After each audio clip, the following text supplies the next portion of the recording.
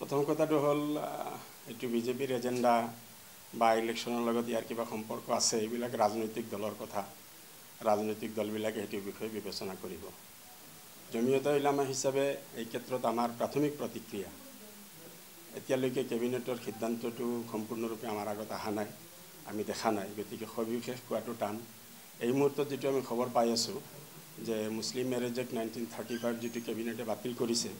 ইয়াত প্ৰথম প্ৰশ্নটো হ'ল যে এখন ৰাজ্যৰ কেবিনেটে একটো বাতিল কৰিব পৰা নীতিগত বা আইনগত ক্ষমতা কিমানখিনি আছে হেতু এটা ভাবি চাবলগীয়া বিষয় এই বিষয়ে আমি লিগেল আমাৰ লিগেল যিসকল এডভাইজাৰ আছে তেওঁলোকৰ পৰা আমি এডভাইজ ল'ম লৈ পেলাই হেতু এটা পদক্ষেপ আমি গ্ৰহণ কৰিম দ্বিতীয় কথাটো যেটো হৈছে যে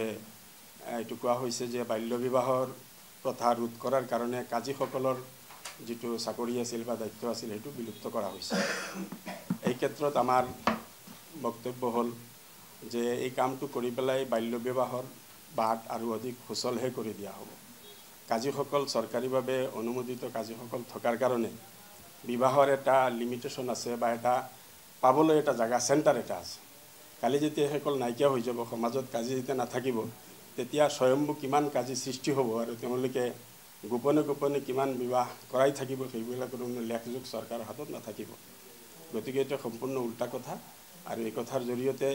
মুছলিম মহিলাসকলক সংৰক্ষণ দিয়াৰ যেটো কথা কোৱা হৈছে সংৰক্ষণ নহয় অধিক বিপদহে হ'ব জমিয়তে এতিয়া কি কৰিব বিশেষকৈ বিষয়টো চালি জাৰি চাই পেলাই যদি আপোনালোকৰ মনত চৰকাৰে যেহেতু তেওঁলোকৰ সিদ্ধান্ত অটল থাকিব বুলি ইতিমধ্যে ইংগিত দিছে আপোনালোকে ন্যায়ালয়ৰ কাষ চাপাৰ কিবা তেনেকুৱা চিন্তা এইটো মই প্ৰথমে ক'লো নহয় যে আমি বস্তুটো সম্পূৰ্ণৰূপে আমাৰ হাতত আহিলে এইটো আমি আমাৰ লিগেল এডভাইজাৰসকলৰ লগত বহিম আৰু আইনৰ দিশটো চালি জাৰি চাই আমি এই ক্ষেত্ৰত এটা উপযুক্ত পদক্ষেপ গ্ৰহণ কৰিম নিশ্চয় নিশ্চয় প্ৰথম কথাটো হ'ল এইটো বিজেপিৰ এজেণ্ডা বা ইলেকশ্যনৰ লগত ইয়াৰ কিবা সম্পৰ্ক আছে এইবিলাক ৰাজনৈতিক দলৰ কথা ৰাজনৈতিক দলবিলাকে এইটো বিষয়ে বিবেচনা কৰিব জমিয়তে উলামা হিচাপে এই ক্ষেত্ৰত আমাৰ প্ৰাথমিক প্ৰতিক্ৰিয়া এতিয়ালৈকে কেবিনেটৰ সিদ্ধান্তটো সম্পূৰ্ণৰূপে আমাৰ আগত অহা নাই আমি দেখা নাই গতিকে সবিশেষ কোৱাটো টান এই মুহূৰ্তত যেটো আমি খবৰ পাই আছো যে মুছলিম মেৰেজ এক্ট 1935 যেটো কেবিনেটে বাতিল কৰিছে ইয়াত প্ৰথম প্ৰশ্নটো হ'ল যে এখন ৰাজ্যৰ কেবিনেটে একটো বাতিল কৰিব পৰা নীতিগত বা আইনগত ক্ষমতা কিমানখিনি আছে হেতু এটা ভাবি চাবলগীয়া বিষয় এই বিষয়ে আমি লিগেল আমাৰ লিগেল যিসকল এডভাইজাৰ আছে তেওঁলোকৰ পৰা আমি এডভাইজ ল'ম লৈ পেলাই হেতু এটা পদক্ষেপ আমি গ্ৰহণ কৰিম দ্বিতীয় কথাটো যেটো হৈছে যে এইটো কোৱা হৈছে যে বাল্য বিবাহৰ প্ৰথা ৰোধ কৰাৰ কাৰণে কাজীসকলৰ যেটো চাকৰি আছিল বা দায়িত্ব আছিল হেতু বিলুপ্ত কৰা হৈছে এই ক্ষেত্ৰত আমাৰ বক্তব্য হ'ল যে এই কামটো কৰি পেলাই বাল্য বিবাহৰ বাট আৰু অধিক সুচলহে কৰি দিয়া হ'ব কাজীসকল চৰকাৰীভাৱে অনুমোদিত কাজীসকল থকাৰ কাৰণে বিবাহৰ এটা লিমিটেশন আছে বা এটা পাবলৈ এটা জায়গা সেন্টাৰ এটা আছে কালি যেতিয়া হেকল নাইকিয়া হৈ যাব সমাজত কাজী যেতিয়া নাথাকিব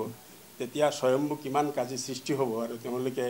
গোপনে গোপনে কিমান বিবাহ কৰাই থাকিব সেইবিলাকৰ লেখযোগ চৰকাৰৰ হাতত নাথাকিব গতিকে এটা সম্পূৰ্ণ উল্টা কথা আৰু এই কথাৰ জৰিয়তে মুছলিম মহিলাসকলক সংৰক্ষণ দিয়াৰ যেটো কথা কোৱা হৈছে সংৰক্ষণ নহয় অধিক বিপদহে হ'ব জমিয়তে এতিয়া কি কৰিব বিশেষকৈ বিষয়টো চালি জাৰি চাই পেলাই যদি আপোনালোকৰ মনত চৰকাৰে যেহেতু তেওঁলোকৰ সিদ্ধান্ত অটল থাকিব বুলি ইতিমধ্যে ইংগিত দিছে আপোনালোকে ন্যায়ালয়ৰ কাষ চাপাৰ কিবা তেনেকুৱা চিন্তা এইটো মই প্ৰথমে ক'লো নহয় যে আমি বস্তুটো সম্পূৰ্ণৰূপে আমাৰ হাতত আহিলে এইটো আমি আমাৰ লিগেল এডভাইজাৰসকলৰ লগত বহিম আৰু আইনৰ দিশটো চালি জাৰি চাই আমি এই ক্ষেত্ৰত এটা উপযুক্ত পদক্ষেপ গ্ৰহণ কৰিম নিশ্চয় নিশ্চয়